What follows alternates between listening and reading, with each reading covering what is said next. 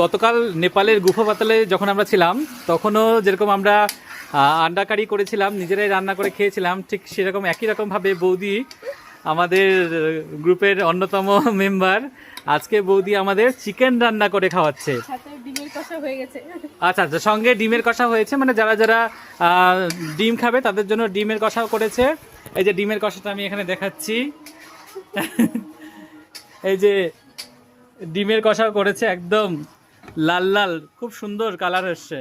তো এরকম ডিমের কষা হয়েছে। আর থ্যাংক ইউ এই দিদি, যে হচ্ছে এখানকার ওনার, ঠিক আছে, আমাদের এত সুন্দর সুযোগ করে দেওয়ার জন্য এবং বাড়ির মতো রান্না খাওয়ার জন্য।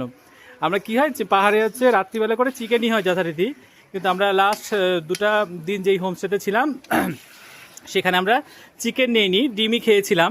তো আজকে আমরা ঠিক করলাম লাস্ট দিন আমরা চিকেন কষা দিয়েই খাবো, এবং বৌদি বললো যে আমি চিকেনটা করে দেবো একদম বাড়ির মতো ঝাল ঝাল লাল লাল ঝাল ঝাল করে, তাহলে আমরা আরও তৃপ্তি করে খেতে পারবো। সেই জন্য বৌদি দায়িত্ব নিজের কাঁধে তুলে নিয়েছে।